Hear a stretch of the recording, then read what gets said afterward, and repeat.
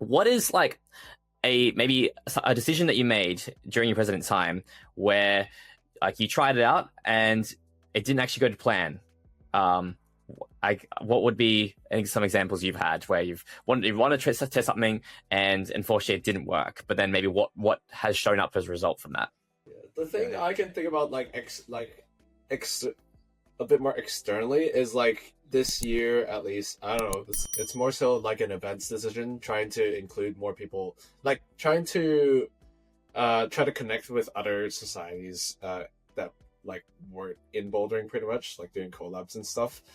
But what I've discovered is I feel like we share very different mindsets, and a lot of times it becomes since our growth has become so big, it's become sort of like other societies using our boulder space to try to get members, but also not really putting in the effort to do so.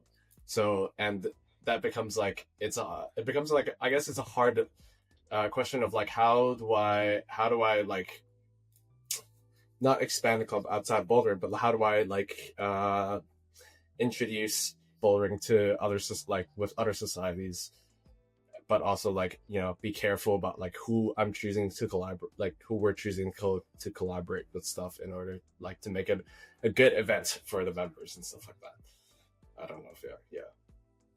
No, absolutely. Like there's hundreds of clubs at the university, let alone if you're going to expand into other universities, other bouldering clubs. Like there's just almost endless amounts of opportunity you could be pursuing, and you have to really choose the time wisely, like within your own weekly schedule, your own team and club schedule. Like it's impossible to take on everything. So you have to really narrow down on what's going to be the best decision for the community, really. Yeah, and building onto that is like, because we, like all of us, like I'm sure you guys obviously understand this, but it's like when you're balancing so many things, and especially being especially like maybe work, uni, and then add on to exec, it's like if you make the wrong decision, it's not just gonna like mess up your schedule, it's gonna mess up everyone else's schedule.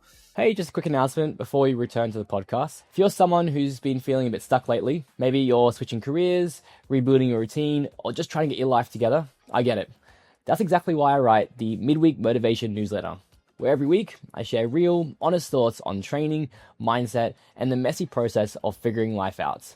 Especially for guys like us, we're in our 20s and 30s, just trying to get ahead in our careers, fitness, and performance.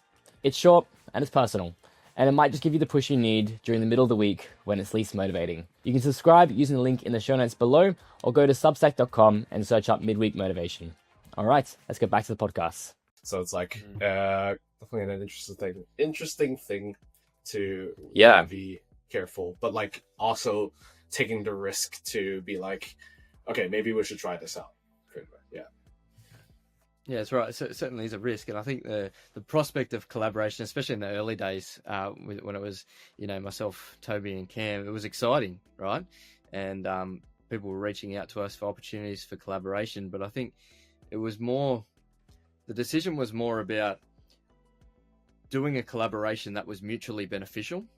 I remember a lot of the ones in the early days, we were doing a lot of the groundwork for it and really trying to lay the foundation. And it got to a point where we put a lot of the work in, and then you kind of step back and think, okay, what's actually in it for us? It's kind of like we were taking another club on for a ride. Yeah.